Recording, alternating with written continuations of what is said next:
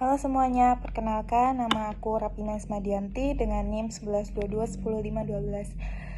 Di sini aku akan menjelaskan tentang review jurnal yaitu tentang pasar modal. Yaudah kita mulai aja ya. Judulnya yaitu Perkembangan dan Problematika Pasar Modal Syariah di Indonesia. Tujuan dari penulisan ini yaitu untuk memberikan informasi tentang perkembangan pasar modal syariah yang ada di Indonesia, tantangan dan hambatan yang dihadapi dalam pengembangan pasar modal syariah, serta upaya yang dilakukan oleh BI dan OJK untuk pengembangan pasar modal syariah di Indonesia.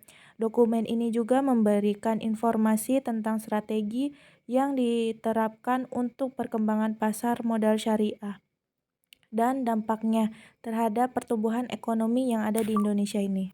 Dan kerangka penelitiannya menyebutkan secara eksplisit kerangka penelitian yang digunakan. Oleh karena itu, dokumen ini lebih bersifat deskriptif dan bukan penelitian empiris yang menggunakan kerangka penelitian yaitu tertentu. Dan metode penelitiannya, tidak ada keterangan metode penelitian yang digunakan pada jurnal ini.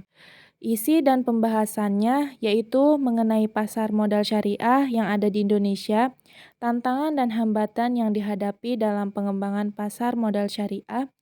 Yang dokumen ini juga memberikan informasi tentang strategi yang diterapkan untuk pengembangan modal syariah dan dampaknya terhadap pertumbuhan ekonomi yang ada di Indonesia. Yang pertama yaitu membahas tentang kendala dan tantangan yang dihadapi dalam pengembangan pasar modal syariah yang ada di Indonesia, seperti kurangnya dukungan dari berbagai pihak, perbedaan pandangan mengenai pasar modal syariah, dan kurangnya sosialisasi tentang pasar modal syariah.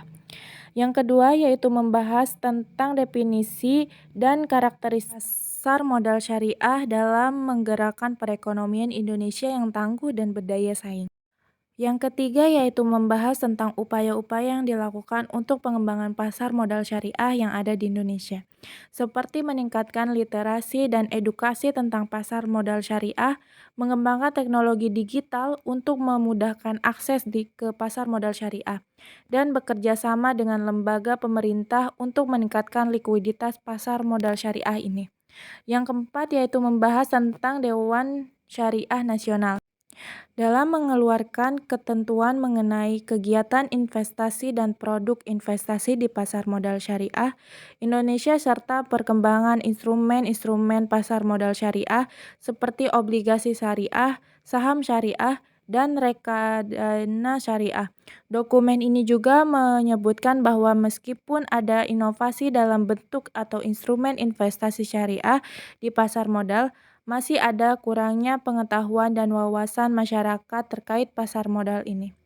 Selanjutnya yaitu kesimpulan. Dapat disimpulkan bahwa pasar modal syariah yang ada di Indonesia mengalami perkembangan yang signifikan dalam beberapa tahun terakhir. Meskipun seperti itu, masih terdapat kendala dan tantangan dalam pengembangan pasar modal syariah seperti kurangnya dukungan dari berbagai pihak, perbedaan pandangan mengenai pasar modal syariah, dan kurangnya sosialisasi tentang pasar modal syariah ini. Untuk mengatasi kendala tersebut, berbagai strategi telah diterapkan seperti meningkatkan literasi dan edukasi tentang pasar modal syariah, mengembangkan teknologi digital untuk mempermudah akses ke pasar modal syariah, dan bekerja sama dengan lembaga pemerintah untuk meningkatkan likuiditas pasar modal syariah. Dalam jangka panjang, pasar modal syariah diharapkan dapat membantu pembiayaan pembangunan ekonomi Indonesia dan meningkatkan pertumbuhan ekonomi secara keseluruhan. Keunggulan dari jurnal ini yaitu memberikan informasi yang lengkap dan terperinci tentang perkembangan pasar modal syariah di Indonesia, tantangan dan hambatan yang dihadapi dalam pengembangan pasar modal syariah, serta upaya yang dilakukan oleh berbagai pihak untuk mengembangkan pasar modal syariah yang ada di Indonesia. Dokumen ini juga memberikan informasi tentang strategi yang diterapkan untuk mengembangkan pasar modal syariah dan dampaknya terhadap pertumbuhan ekonomi Indonesia.